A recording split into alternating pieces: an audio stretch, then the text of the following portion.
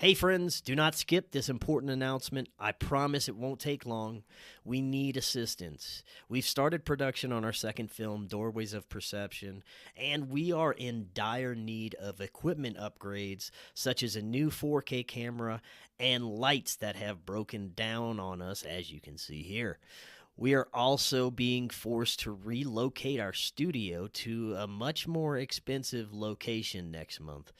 So, right now, any donation of $100 or more, and you're going to get a guest spot on Forbidden Knowledge News to promote anything you're working on or share any stories you have, as well as a free download of both films, the new one when it comes out, and a PDF of a warning from history, as well as your name in the credits of the upcoming film. I want to thank all of you again for all the incredible support and love over the past amazing years. Enjoy this next episode.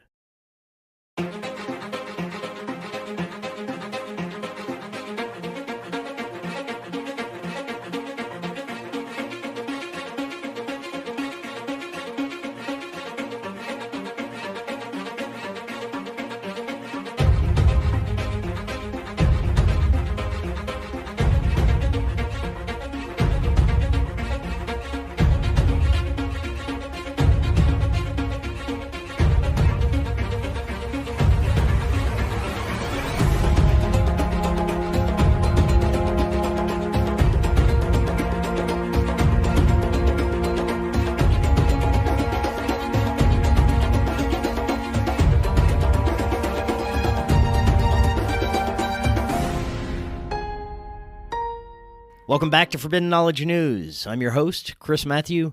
Today my guest is David Whitehead. First, a couple of announcements. Great ways to help support Forbidden Knowledge News. First, go watch the Forbidden documentary, Occult Louisiana, right now on Tubi. You can also help by getting a Rokfin premium membership. You'll get access to all our premium content and all the premium content from every creator on Rokfin. You can also help by downloading our episodes directly through our podcast provider, Spreaker, always free to you. Finally, booking guests for May. If you have suggestions or you would like to be a guest, email me forbiddenknowledgenews@gmail.com.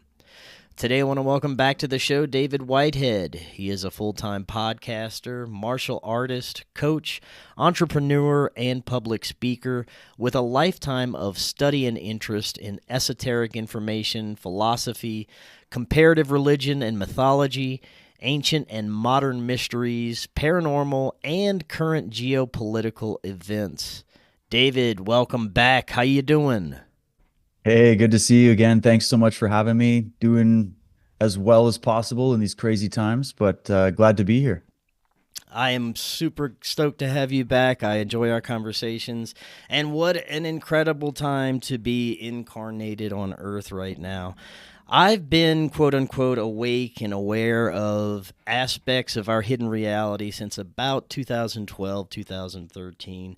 Not really that long ago. I started this show in 2017, and when the events of 2020 started to unfold, I'm sure you, myself, and many others were not only a little ahead of the plot, but we at least knew there would be something big on the horizon, like a COVID op, and then it happened.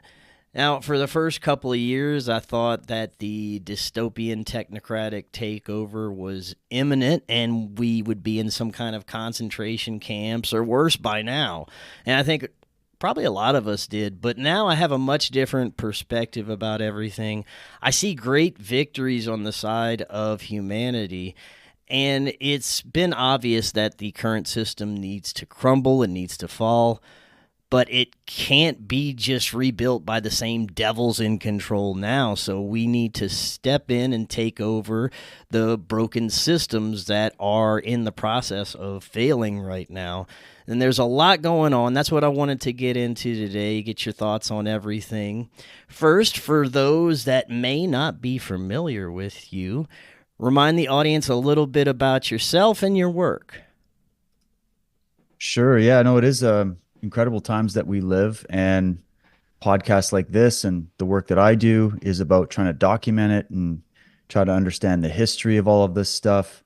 How did we get here, basically? And to people can catch up on that and get links to all the places they can check out my work at dwtruthwarrior.com. I do shows regularly there where I talk about a mix of current events, also get into history, philosophy, diving deep into some of these subjects because there's so many different parts of this. I'm sure as long as you've been looking into this and maybe many of your listeners, you're going to find out that once you start pulling on one of these threads, you're going to find other connections in other seemingly unrelated areas. And I think that's what's fascinating. And that's what drives me is to try to connect the dots, get the big picture, get as high a big perspective as possible on all of this so that we can hopefully prevent this from happening again. Because as many victories as there are many yet to be had. And I've always thought deeply about the statement by William Blake, who was an English poet, where he wrote something to the effect of, the hand that crushes the tyrant's head arises a tyrant in its stead.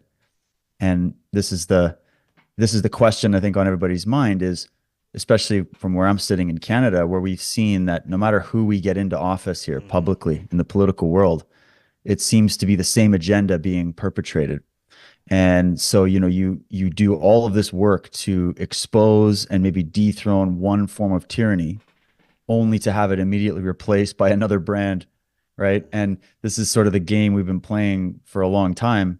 And so the idea is that this time round, hopefully, it's almost as if it has to be as dire as it is, so that it incentivizes us as a species, because this is obviously not just happening in Canada or in one country. This is worldwide. It's obvious, and massive changes are coming, and they're not all positive.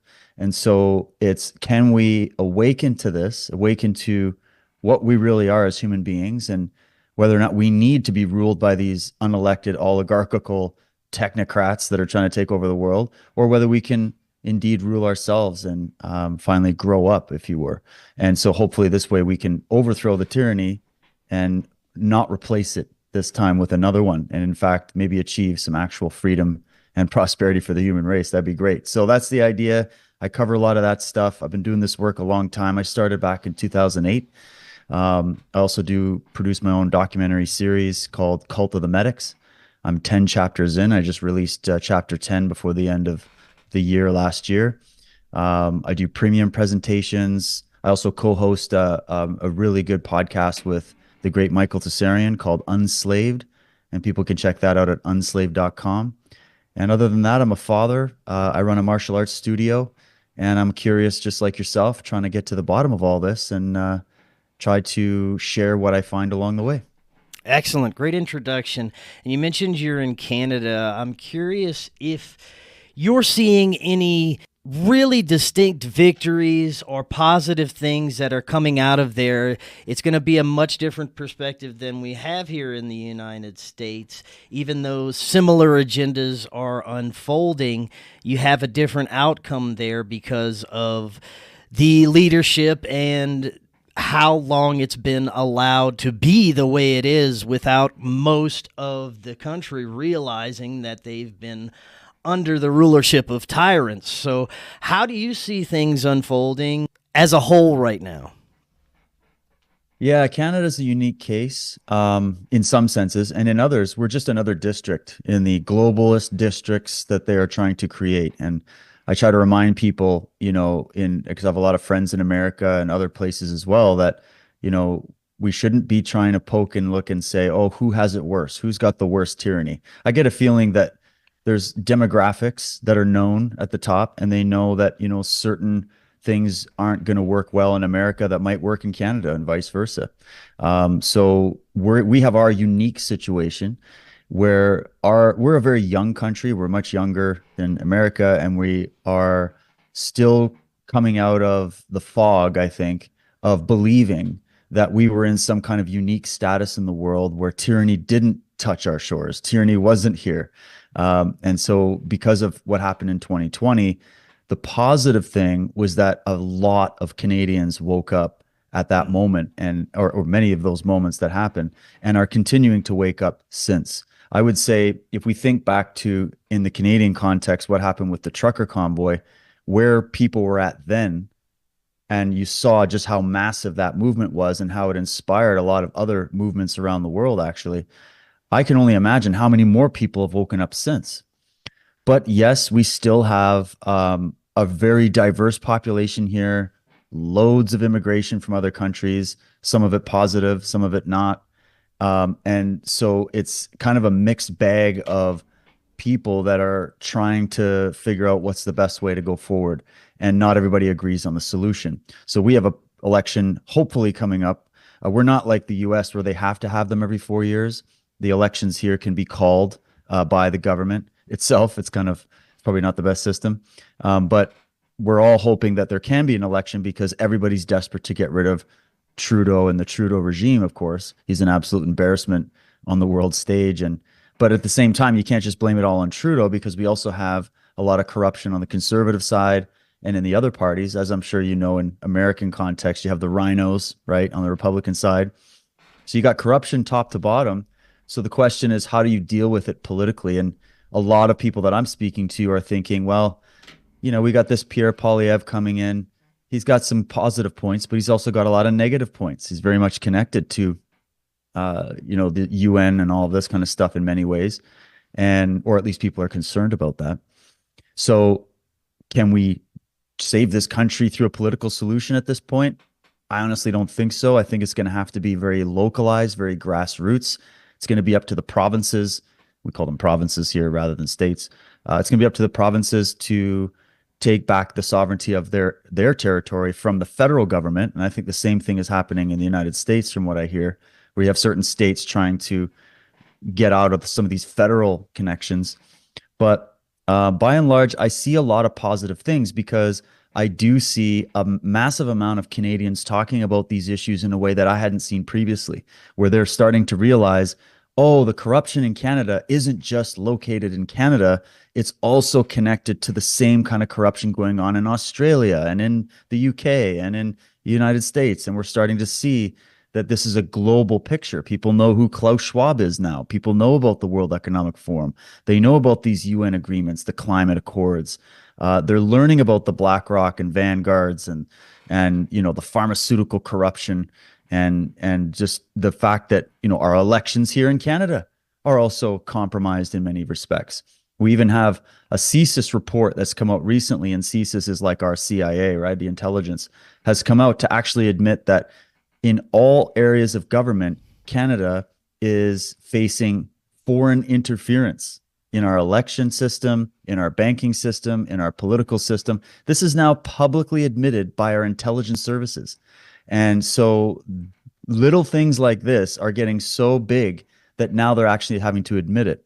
The ratings are down with the mainstream media in Canada, which to me is a positive thing because that means more people are getting their news by researching themselves and becoming citizen journalists, right? And going outside the box and tuning into podcasts like this to hear different perspectives. There's a massive push to fight back against a lot of these speech laws they're trying to bring in to restrict free speech, especially when it comes to online media, which is where I work. So there's a lot of bills coming in to try to censor that. And even though you might think, well, that's a negative thing, for me, it's a positive thing because they're showing their hand and they're being very open about it. It's the same with the climate thing. You got these guys, with the climate carbon tax that they're pushing nonstop, and you're seeing the inflation and people are experiencing the cost of living, which is just, it's unbelievable how big it's grown.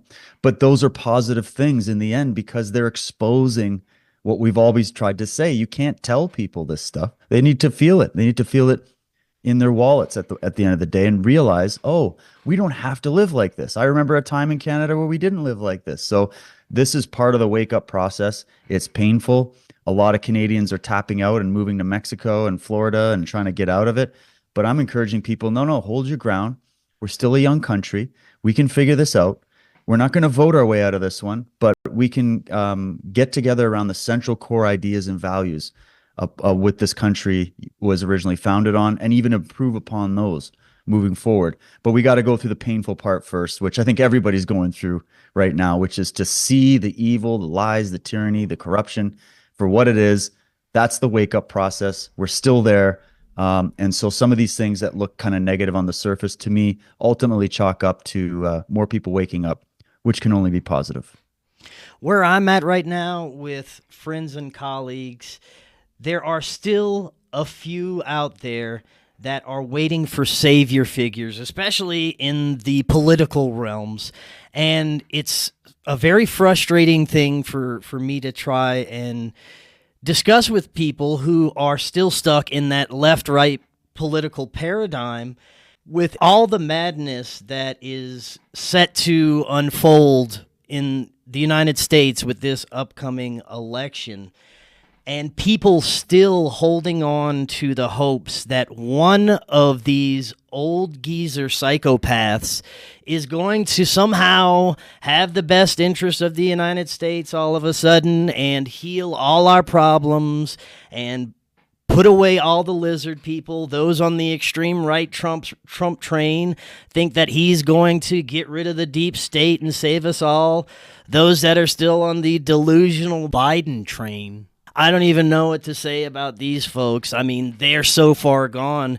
But what I am sensing is we may see this extreme swing to the conservative right because people, at least in the United States, have been pushed so far with the madness of the left ideologies that they've been trying to shove down our throats for the past few years has gotten people very angry, very up in arms, and pushing back the other direction. How do you see things going with everything that I was just mentioning? Hello, friends. If you or a loved one has been struggling with a chronic or complex health problem and have been disappointed with the level of care available, get in touch with my friend Christian Yordanov by booking a free intro call. He is a certified functional diagnostic nutrition practitioner and author of 2 health books. He was on the show recently to discuss his latest book on longevity, How to Actually Live Longer, Volume 1. He has worked with clients with severe gastrointestinal problems, toxicity, and debilitating chronic fatigue. He's helped people with autoimmune conditions, hypothyroidism, skin disorders, autism, multiple sclerosis, obesity, and other metabolic conditions. And he can help you restore your health so you can get back to living your life to the fullest. He works with clients remotely all over the world and uses state-of-the-art functional lab testing to help uncover gut and hormonal imbalances, nutrient deficiencies, and other underlying factors contributing to health problems. Coupled with his thorough client intake and metabolic function assessment, he'll design truly customized protocols that will help you address the roots of your health challenges. If you're tired of suffering conflicting health advice and frustrating trial and error, and you're ready to transform your life, Christian will teach you how to restore and optimize your health by improving your gut function, detoxification system, nutrition, supplementation, sleep and light hygiene, and of course reducing psychological and physiological stress in your body. He'll give you all the tools and knowledge you need to create lasting health and vitality. Remember, symptoms, disease, and dysfunction do not occur randomly in the body. Every effect has a cause. Understanding the causes allows you to change the effects. This is the power of the functional health paradigm that Christian will help you implement.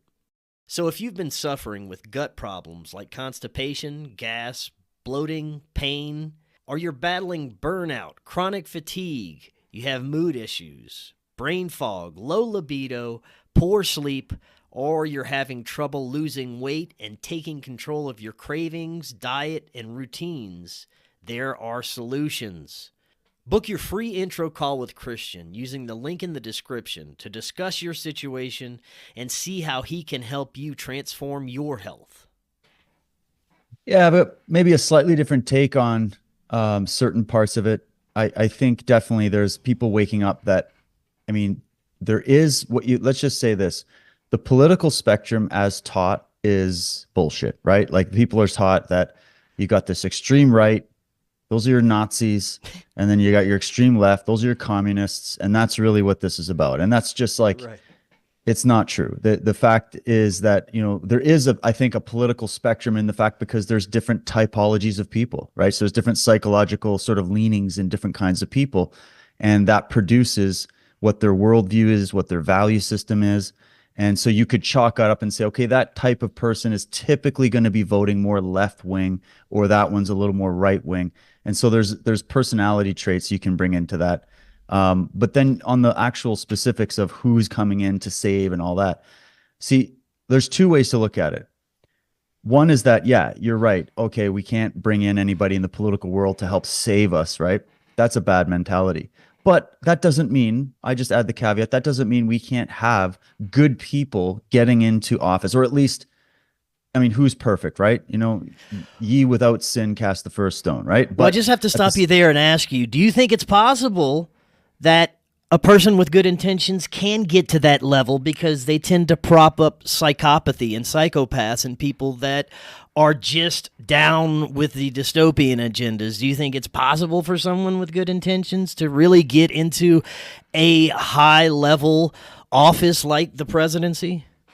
I do think it's possible. I think it's a long shot, and I think there's definitely a lot of layers in the middle of that, of course.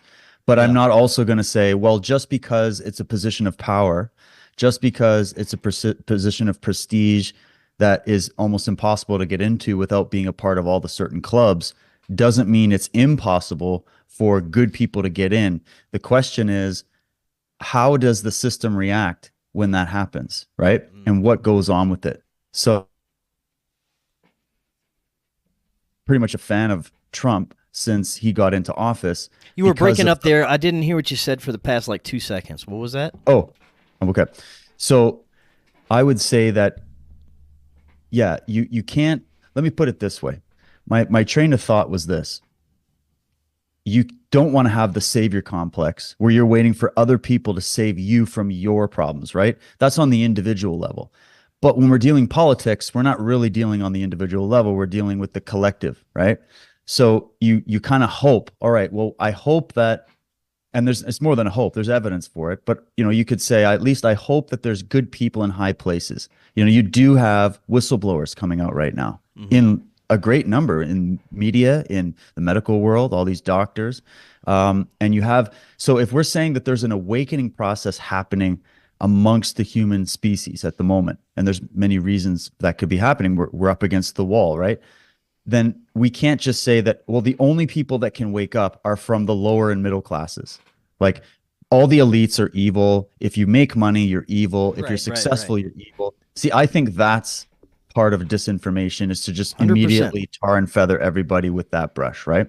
So that in saying that, I would say that we are entering a different time now when it comes to all of this than maybe 10, 20 years ago, where that seemingly was impossible. So you got to remember, when it comes to the architects of this grand conspiracy, let's just call it, or this attempt to destroy the Western world and absorb it into this globalist system, that's been going on for about 200 years. And especially recently, maybe in the last 60 years. So given that, during that process, do you honestly think that nobody in the military, nobody in the intelligence services or in the government, who were just patriotic Americans, Canadians that were working for the system with the, whether they were ignorant to the bigger deep state or not, they were still genuine people trying to do a good job? Do you think those people weren't sitting there looking in horror at some of the things they were witnessing and weren't trying to do something to leak this information out to the public, or trying to get, people in good influential positions to try to start working as for humanity, basically? And I think that's why I put a little bit of nuance there to say, and I just know for a fact that there are these people that do work in these areas that are waking up and are trying to fight back. It's just that because they're sort of outnumbered in those circles by these WEF candidates and all this swamp, right, that they can't really get off the ground and be as public about the actions they're taking. And so what happens is, I believe that leaks are being made to the public on subjects that were previously banned from being discussed in the public. Look at what's going down with all these pedos and, Epstein, Peter Nygaard, the whole thing. So the question for me is, if this deep state cabal whoever they are, is in total control right now, why are why is information that is exposing them going super viral all over platforms that shouldn't exist, which are censorship-free platforms? The fact that censorship-free platforms exist and we can even do these streams still, even though there is some censorship and shadow banning, but the fact that there's any at all tells me that there are people that are in high places that are trying to help in the best way that they can.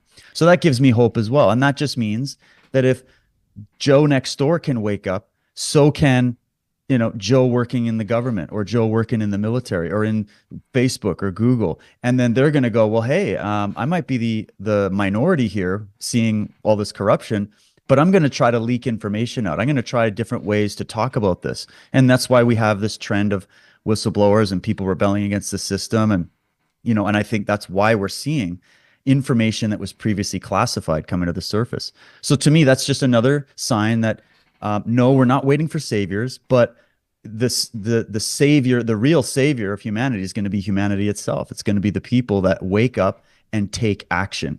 And I think that's happening in all the countries around the world right now. I think we've had enough of this crazy theme park ride of tyranny that we don't want to be on anymore. And it's not just you and me that feel that. I think there's people in high places that feel it. I even know that there's rebellions even going on in Masonic halls and in some of these other older orders as some of the old guard dies off. A lot of them are kind of dropping that as well. And I think fighting for the other side. So I see a lot of changes taking place. And I think that in the alternative community, we tend to stay stuck in the knowledge of the situation because of the information we got from like William Cooper and all the old guys from their day. But things have changed since then. And so now we need to do a new diagnosis, a new analysis to see how things have improved. And I think things have improved. And I think they're going to continue to improve, even though it looks pretty dark. That's just the surface. I think there's a lot going on behind the scenes. I definitely see that, and I can feel the change as well. Everything is being exposed right now. It's really not a good time for anyone to have any dark secrets. It seems like everything is oozing out of the woodwork at the highest levels on down. The problem with information right now is the mainstream media in Hollywood still has a high level of control, even though I see that crumbling as well. I see this all falling apart for them. It's a beautiful time. But they prop up the very few at the top that have these insane ideologies. And I believe that very soon we could see, after the complete destruction of Hollywood and the continued mistrust of our mainstream media, that we could eventually see these alternative platforms, like you were just saying, really being propped up, and the people that are bringing real information, like yourself and these other independent media and content creators, could be the future of our entertainment, of what we're seeing. But you mentioned censorship, and this is the final barrier that we have here, and it's still up and down. We're still seeing a lot of these very larger platforms that are not allowing any alternative viewpoints on there. How do you see this unfolding, especially when it comes to the larger platforms like YouTube and Facebook that just have this dominance over the market right now, and still do? I don't see Facebook or YouTube really going anywhere, even though there's probably less people that are watching, especially if they've been banned or censored or experiencing that. Are you concerned with the level of censorship, and how do you see this unfolding? Yeah, it's a good Facebook. They don't want to leave it just because they like the way Facebook handles, but they don't like the censorship. So what people do is they do their normie stuff on Facebook and Instagram and that kind of stuff. And then they go on X and Telegram and Rumble and, all the Twitch or whatever. And they go there for getting their news and information. There's a war on TikTok right now, of course, where you've got, predominantly youth on there and it's a lot of crazy stuff going on there. We know it's run by China and all that, but you also have loads of accounts that, whether they get censored or not, keep coming back, and they're trying to get information on there so they can try to get to the young minds. And so I see it ultimately as there's a war for information. And now we've got billionaires and people who are trying to build, even some of these, Bitcoin billionaires who who had a lot of money, they didn't know what to do with it. They're trying to invest in more of this alternative media because they see that's the trend. And so and some of these people are impartial to whether or not they agree with anything. They're just going where the market's going. And that's where I see the hope, because if they're investing in where the market's going, that means the market is going more towards, we don't want censorship. People are sick and tired of all these fact checkers and badges, and even on X, the community note nonsense. And like, people are sick of this shit. They're just like, stop playing nanny state with us. We're not children. All right. Let's have real conversations and let you be as offended as you like. Like, people are sick and tired of this. So to me, the more that those old school I call them the socialist media platforms, keep acting in this way, they are going to dig their own grave, just like all those brands that went along with the woke stuff. Look at Disney right now. Look at the people that are doing the new Star Wars things. Like, people are done. They're going to destroy themselves. And part of me believes that at the top, they know that all this woke nonsense is just pissing everybody off. But they're trying to destroy all the old school American Western brands. That's their goal. But the thing is even that's backfiring, because people are just going to find the content that they like, and they're supporting that content, which is why the market's going to win. The market is us. The market is us people that are sitting back. We've all been watching this. We're at different levels of awakening, but there's this general vibe that is now trending, which is that we can't trust what the government's saying. We can't trust this media. The censorship is to silence the truth, not to make sure that you're getting factual information. And people are catching on to that. They're seeing their friends get censored. Like, grandmas are getting censored, So it's like, they're just sick and tired of that. And that's why I say, if you let this cabal and these people, these control freaks, continue to play their hand, in the end, they're going to fall on their own sword. It's what's going to happen. It's how painful that process is going to be, how long that lasts, I don't know. But it's a necessary process that they must destroy themselves, because their ideology is self-destructive. It's doomed to head over the cliff. We almost just have to keep the cameras rolling on them so that everybody can see, and they go, you know what? I'm sick of all this censorship. I'm going to this other platform where I'm not censored. I want to listen to a show where two guys are talking free flow without interrupting and yelling at each other and censoring each other. I want to see good human conversations. That's what people want. So if we just keep creating this stuff, people will come to it because it's more natural and organic and authentic, and they're going to be turning off that mainstream media more and more. Yes, is there still a significant amount of the population that's brainwashed? Absolutely. But that number is dwindling by the nanosecond. And that's what I'm seeing and I've been in this game a long time, since 2008. And only in the last, say, 4 years have I seen this accelerated change to the level that we're at. And it's because of the pressure that these people are trying to put on everything, that it's actually backfiring on them. And I think if we wait a little longer, these guys are going to fall into their own footprint at free fall speed. Yeah, I think we have to be very careful during these times, because it could be dangerous, because they starting to see that we're waking up and nothing is working. None of their agendas, none of their psychological operations, nothing is sticking like I believe they're desiring it to. So what does that mean? If they're in a death throes and they're desperate, this is where they could throw out some of the really big guns that they have in reserve in case none of the other stupid operations worked. Maybe World War III, some sort of fake alien invasion. We've seen the alien narrative coming through. What do you think about that? Yeah, well, with the alien thing, I mean, I believe there's a legitimate aspect to that subject, and then there's the fake story about it. And so they're going to tell you the fake stuff and put away the real stuff. So people should don't listen to the government and the mainstream media on that subject. Go to the people who've created entire careers behind the scenes talking about it, who know what they're talking about. Yeah. That's one thing. And then when it comes to what card they're going to play, yeah, this is a bully. They're on the defense now. And yeah, they can be dangerous, 100%. But I kind of feel like, why wouldn't they have gone to that next level already? Why release this bioweapon everywhere, right? And do the law and do the whole thing, only to have dirt on their face now, right? Where even the science journals are starting to change their tune, even Right. the top, you know. So I'm sitting there going, why wouldn't they have already reacted with like something massive like Ebola or what people think World War III, and maybe there's something more to come with it. But I almost feel like there's this feeling like there's something looming, and everybody's worried it's going to be this catastrophic, apocalyptic, whatever. And yet I kind of suspect that that should have already gone down. Maybe I'm wrong, but part of me is starting to feel that I think they want everybody to keep that in the back of their mind, so that that's the threat. The way manipulators work. There's always that sort of veiled threat, Yeah. but they don't really want to follow up on it because they might not actually be capable anymore of doing it, or there might be other things happening that's going to prevent them.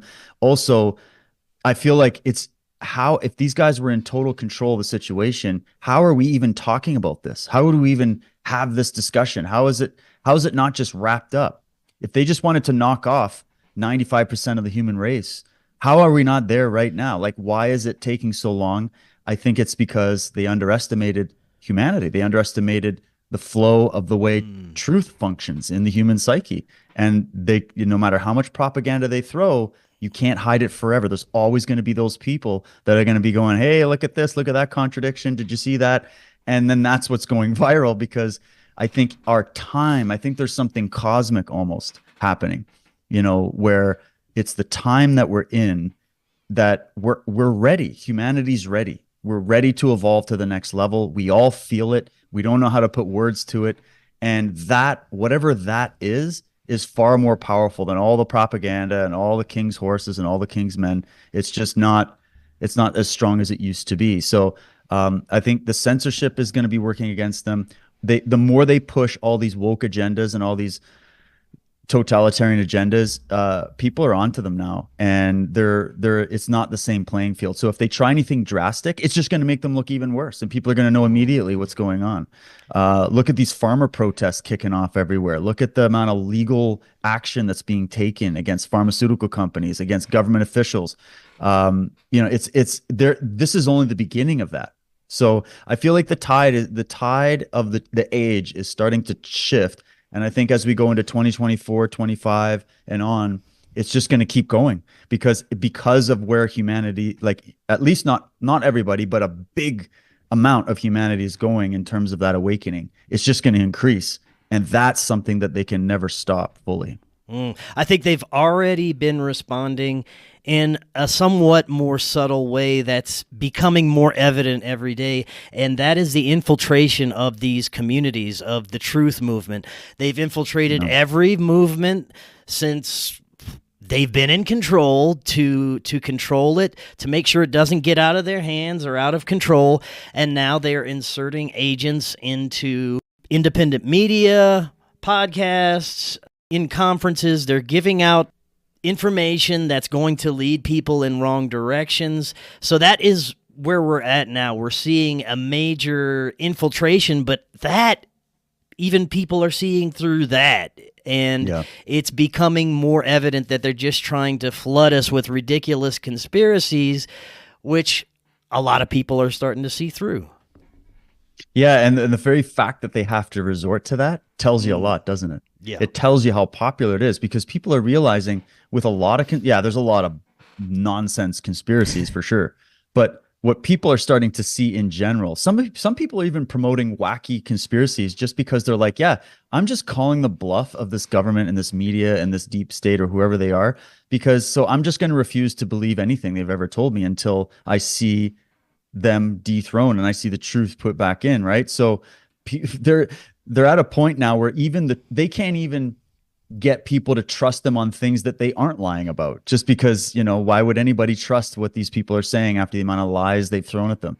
So they're now resorting, as you say, to more of this infiltration tactic, which means they're jealous of the fact that we're getting more views than they are, we're getting more attention than they are, we're getting more love than they are, and they're like, hey, we want some of that action, we want to get control of it.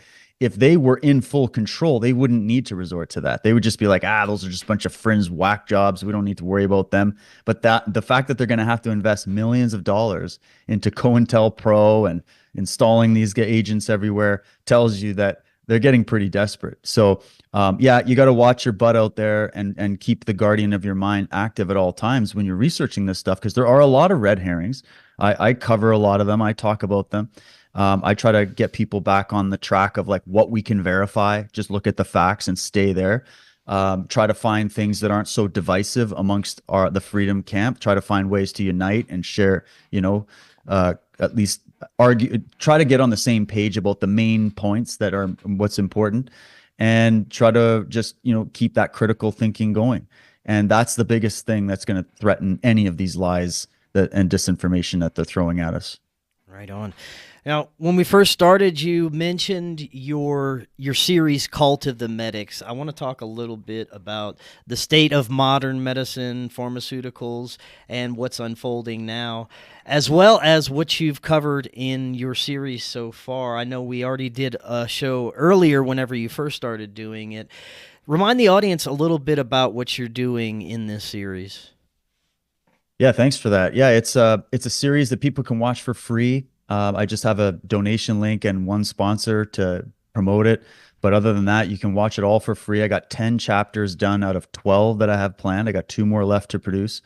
They're probably going to be the hardest ones, but we'll get them done. And so I've just released chapter 10 the end of last year, as I said. And what it is, overall, the series, oh, and by the way, you can go watch it for free at cultofthemedics.com. It's all the links are there. And what the series is it's a deep investigation into the occult roots of the medical industrial complex. I call it the medical industrial complex. Many others have labeled it that as well. And what it is looking into the hierarchy and what's happened within this medical world.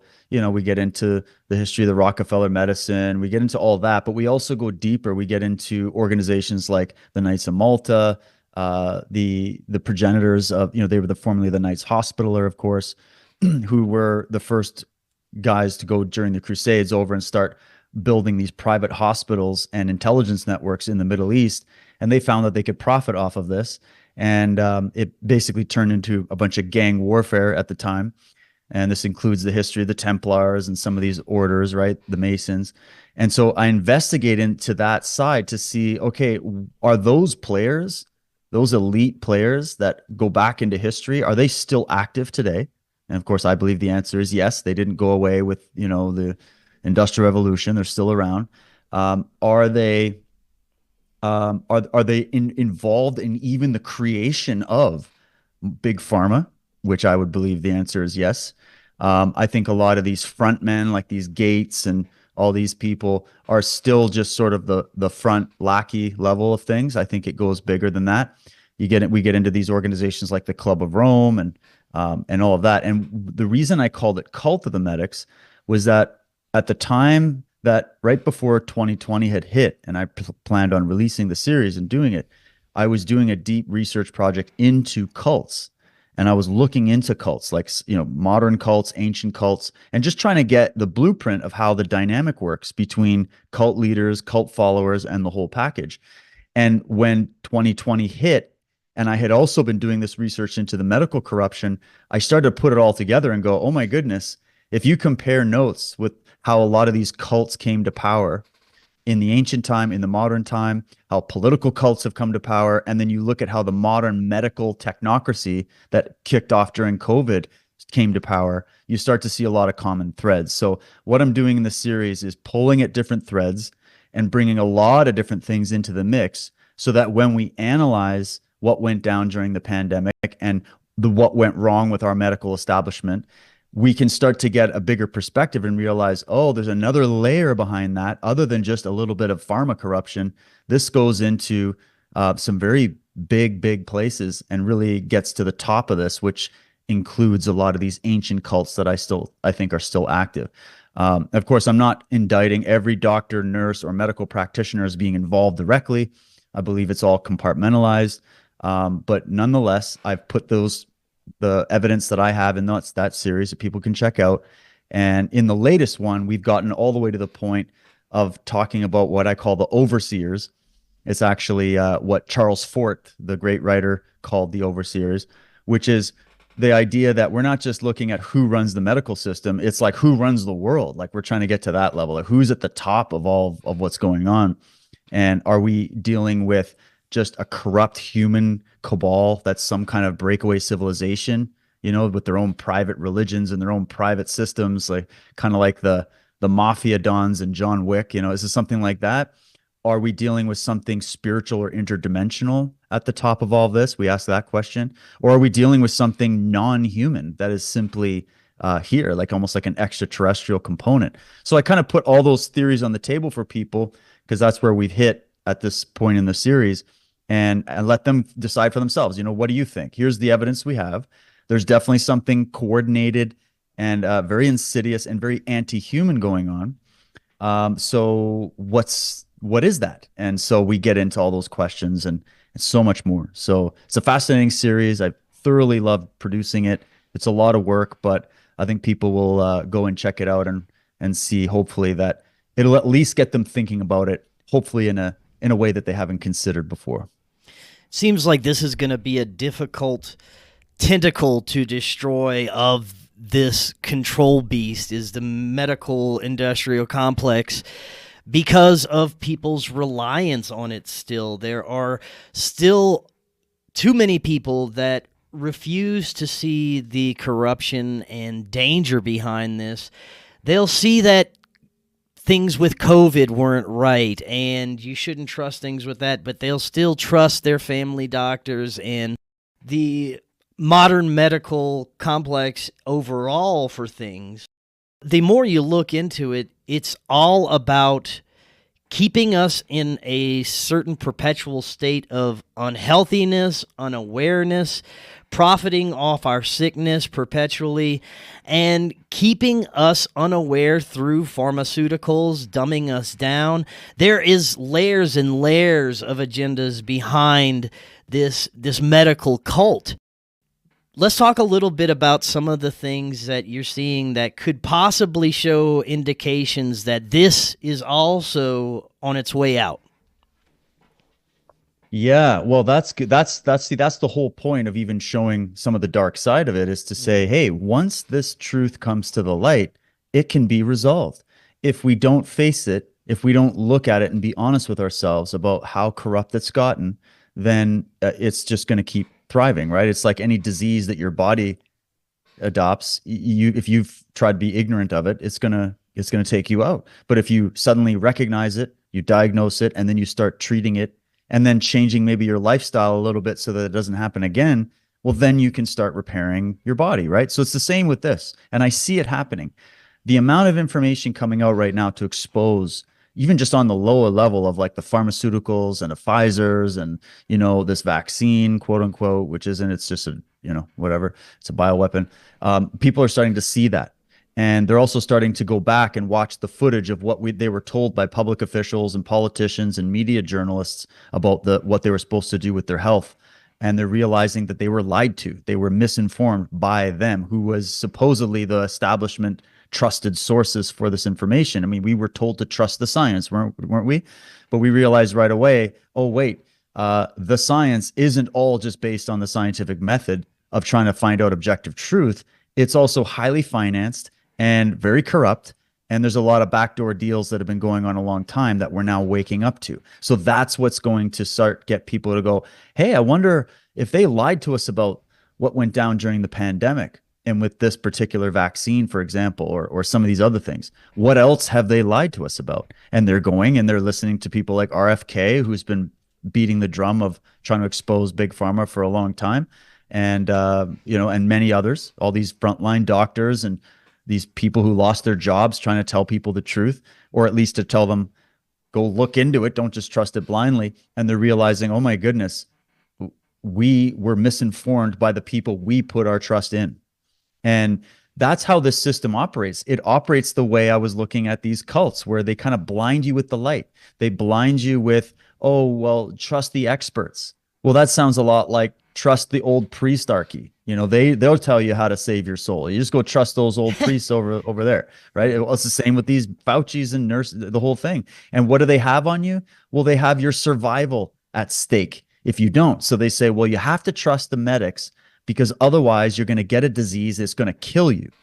And so that's the mindset people have, is they go, well, I have to obey everything they say without any question.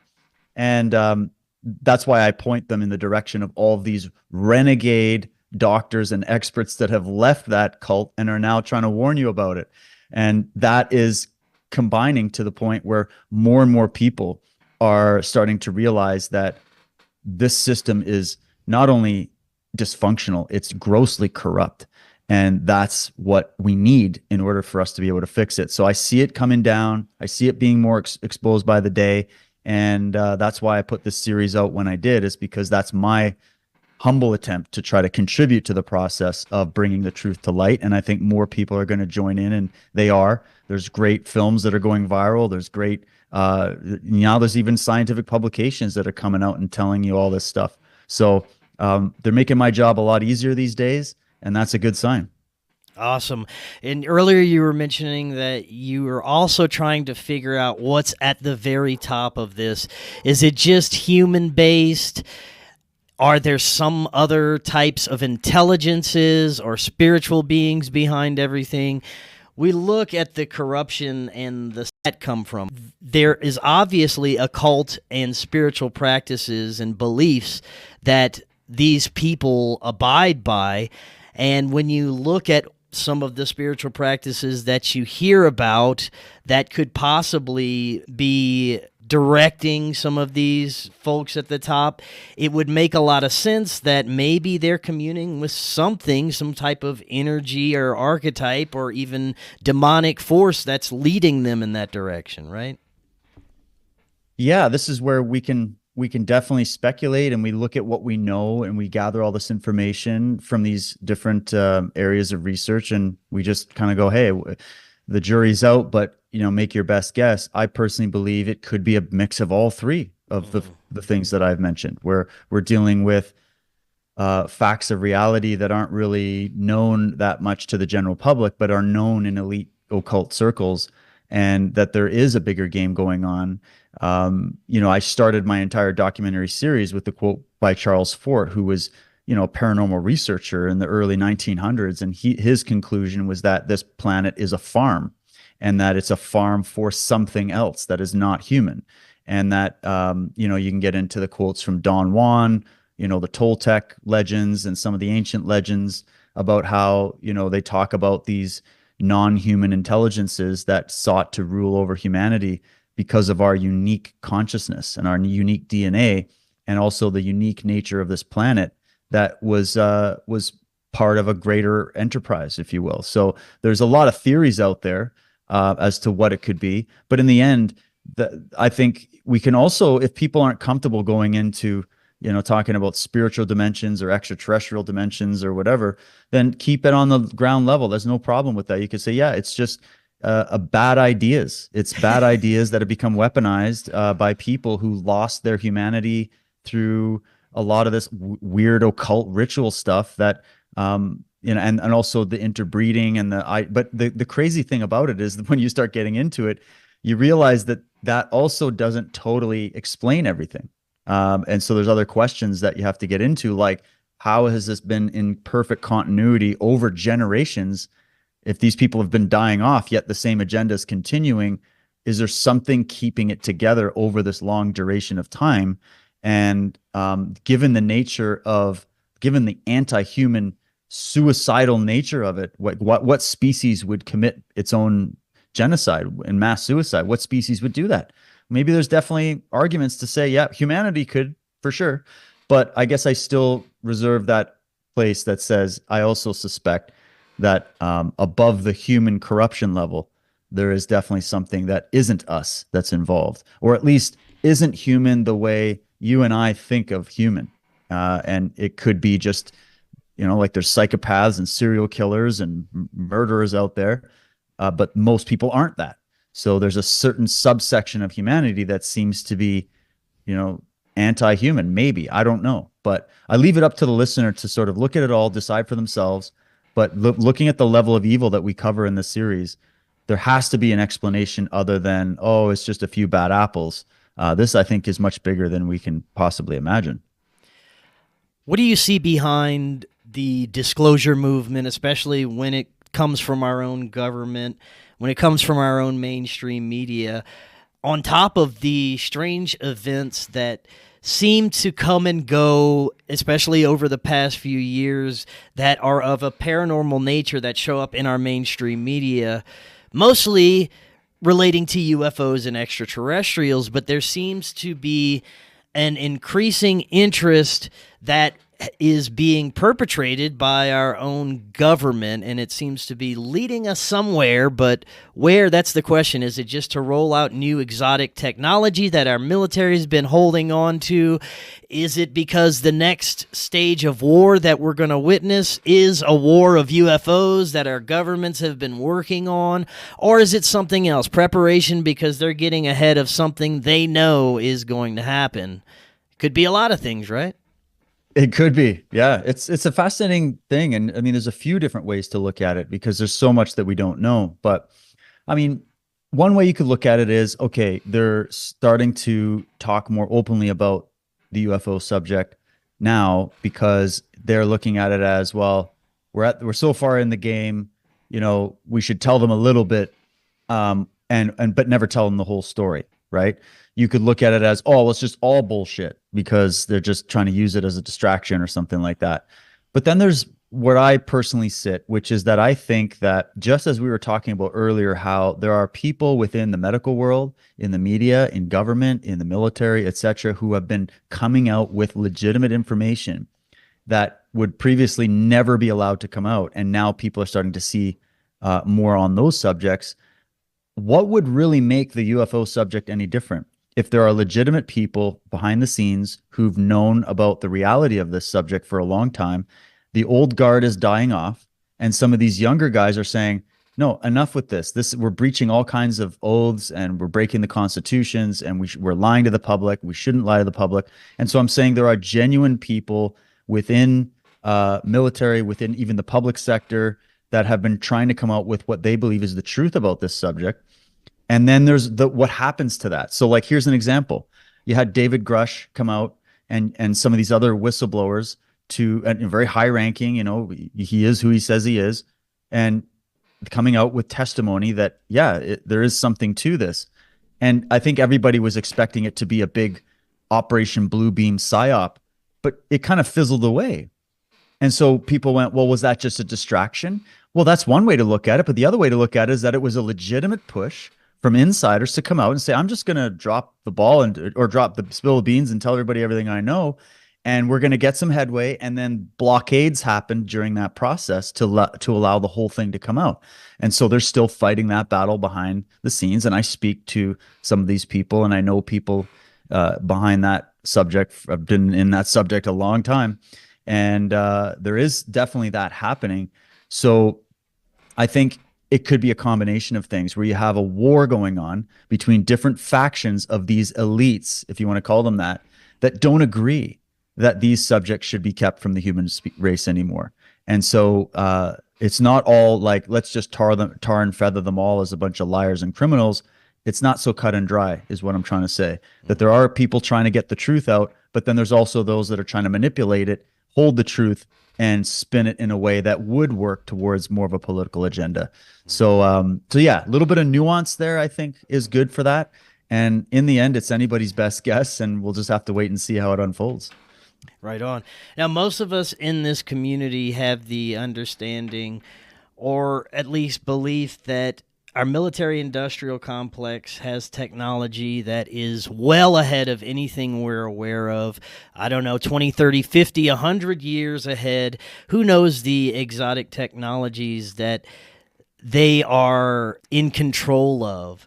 But when you look at the rapid developments of the AI systems that we can interact with and things that are unfolding that we can see with our own eyes, it becomes concerning at the rapid speed that these things are occurring, and that the evil globalist scumbags are still in control of most of this technology as far as we know. What are your thoughts on the developments of things like AI and where we're headed with this? Yeah, the exotic technologies. There's pros and cons. Okay. There's good technology. Any technology can be used for good or evil. It's just a tool, right? We know this. The concern with AI, which has been for a long time, is what level is it going to get to? How many is it basically gearing up to be a replacement for human intelligence, like natural intelligence? Right. See, because if we create technology and want to survive as a species, it's crucial that the technology serves us and not the other way around, right? Whereas the concern is that AI and this technology is getting to a point where it's going to become like a new religion. They're going to be the new gods of the modern world, and humanity as we know it is going to cease to exist. And they're actually saying these things openly in in the World Economic Forum and other places. So that's the concern. And the exotic technology, one of the reasons why it's been classified for so long is because it would liberate us from the type of energy systems that we're using. And it would be a totally different world if the technology that we've seen in, say, these classified projects that is now coming out to the public, it would basically make us rethink everything we think we know. And I think that when it comes to the level that they've achieved behind the scenes, yes, they have achieved. This is just from all the whistleblowers I've spoken to personally, so take it or leave it. But that what they've always said, and even from eyewitness testimony, is that there's the craft and the technology that, yes, has been reverse engineered or developed behind the scenes, to which they're ahead of the game, as you're saying. But then there's the stuff that is beyond explanation and comprehension, that it's impossible to have been developed by us. So at this stage, given what we know. So there's levels to it, I think. And you've got groups that want to have it all come out, and then groups that are not, or they're trying to blockade it from coming out because it would take away the advantage they have in terms of the power that they've gained. So there's a massive game of chess going on, I think, with this. And we're slowly getting privy to it more in the public domain. And I think humanity is going to be having to work on that exact question you've asked, which is, okay, let's say more of this technology comes out. What are we going to do with it? How are we going to stop it from literally replacing humanity or enslaving us or being used as a weapon to enslave us? Like, look at all this biometrics and the digital surveillance and the digital IDs and even on that front, right? So there's a sort of metaphysical question here. There's a philosophical question here. What does it mean to be human? What is natural? What is not? Like, what is natural intelligence? What is artificial intelligence? And as we move more into this direction of technology, how can we responsibly utilize this? Because it's not going away. You can't put it back in Pandora's box. But how can we make sure it's not in the hands of these psychopathic elites that want to use it to create, some kind of dystopic control system and keep humanity as slaves? How can we use it as a positive thing for humanity? And I think there's a lot of people in that game that are trying to think on that level. And but it is a legitimate concern because we don't want to lose ourselves in the process of trying to advance our knowledge of technology. And people have been warning about this for a long time. So yeah, that's definitely going to be the subject that our children and our grandchildren are going to be faced with, I think. It seems inevitable, at least for a period of time, that we're going to have breakaway civilizations. We're going to have folks like us that are not interested in the dystopian technocratic society, and we're going to check out, and we're going to have our own reality. We're going to have our own systems, becoming more in tune and in touch and aware. Our connection to things like nature and source will become stronger. And I see that already happening with people who aren't participating in some of these systems, in some of these technocratic systems, even like myself and people in my family and friends that I know that are tapping into these consciousness awareness abilities that most likely our ancient ancestors had. But if we keep on the path of non-participation when it comes to the things that aren't in the best interest of human evolution, we're going to experience a reconnection to that. And then they're going to have the other side where people want to plug into the metaverse and live in these false realities and participate in those systems. Is that the way you see things possibly unfolding as well?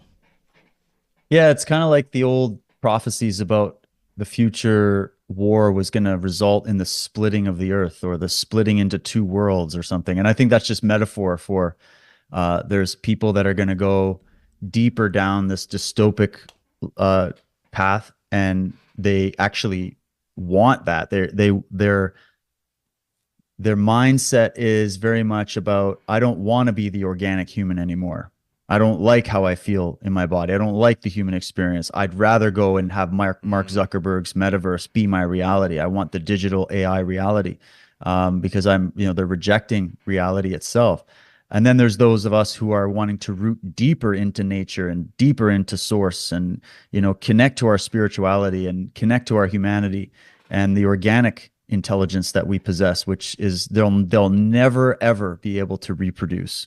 It's something that is totally unique in that front, because no matter how much AI they develop, don't forget, it's still programmed algorithms. It's still a garbage in, garbage out. It's still, even as impressive as they like to tout it, it's never going to be what human intelligence is. And so, in my opinion anyways, and maybe that's just my hope, because it's just so dire if we don't preserve that, right? So I think there's a breaking away of people that are saying, I don't want to do this beast system anymore. I don't want to be in the matrix. I want to unplug, and I want to gain a connection to my innate intelligence, and and connect to nature as it is. I don't want to make this artificial reality. And I think that's the idea of the splitting that's going on. And I think more and more people are getting fed up with all these phones and all this social media and being stuck in digital hyperspace all the time. And they just want to get outside in the sun and go to the beach, go to the park, go talk to real human beings face to face and feel the energy. Like, that's what people really crave. And so I see that happening more and more. And that's a positive thing. And I think we're swinging between extremes. Like, one extreme would be to completely reject all technology, go live in the woods, and we're like back in time now, right? So that's one extreme. And I get why people want to do that.